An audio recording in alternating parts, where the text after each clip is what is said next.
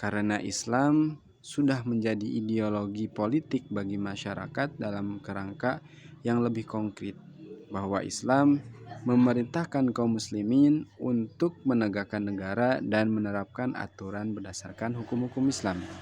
Masalah politik, ekonomi, sipil, militer, pidana, dan perdata diatur jelas oleh negara Islam. Hal itu membuktikan bahwa Islam merupakan sistem bagi negara dan pemerintahan, serta mengatur masyarakat, umat, dan individu-individu yang lainnya. Nah, dalam pandangan Al-Mawardi, sebuah negara membutuhkan 6 sendi pokok untuk dapat berdiri secara kokoh. Kita bahas satu persatu. Yang pertama adalah menjadikan agama sebagai pedoman bernegara. Agama diperlukan sebagai pengendalian hawa nafsu dan pembimbing hati nurani manusia dalam setiap langkah kehidupannya.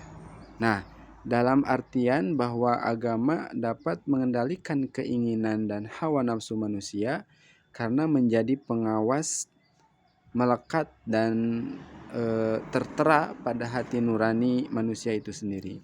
Maka agama menjadi sendi yang penting pokok bagi kesejahteraan dan stabilitas negara, atau merupakan pondasi yang kokoh untuk menciptakan kesejahteraan dan ketatanegaraan.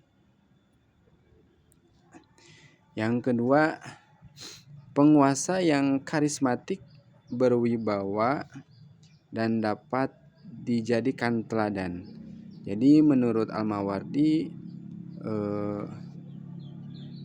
negara membutuhkan penguasa yang karismatik. Dia harus berwibawa, mampu dihormati oleh masyarakat, dan juga mampu dijadikan sebagai teladan, contoh yang baik.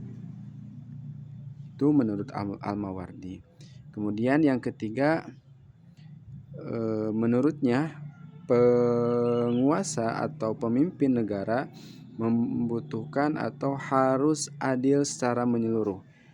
Dalam artian tidak dalam menegakkan hukum, dia tidak tumpul ke bawah dan tidak tumpul ke atas dan tajam ke bawah. Terus bersikap adil terhadap masyarakat menengah atas maupun kelas bawah, seperti itu. Dan yang keempat, menurutnya pemimpin harus mampu menyediakan atau mengadakan keamanan yang merata. Jadi keamanan bukan hanya terpusat pada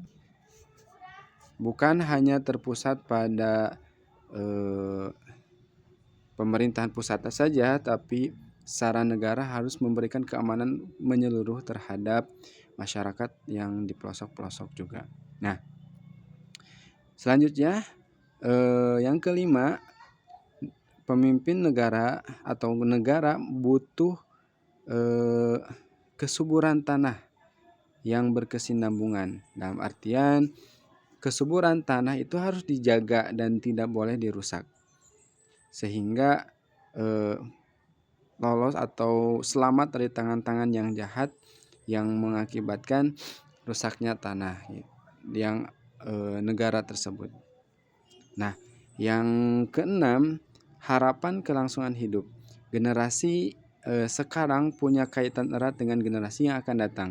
Maka generasi sekarang merupakan pewaris generasi lalu. Karenanya beliau berpendapat bahwa harapan kelangsungan hidup ini penting, dalam artian tidak ada ancaman atau tidak ada intimidasi, atau istilahnya dia mempunyai pandangan yang jelas untuk tetap hidup di negara tersebut. Nah, menurut kalian guys, kira-kira cocok gak kira-kira kalau pemikiran Al-Mawardi ini ditarik ke zaman sekarang dan diterapkan di negara Indonesia ini? Komen ya.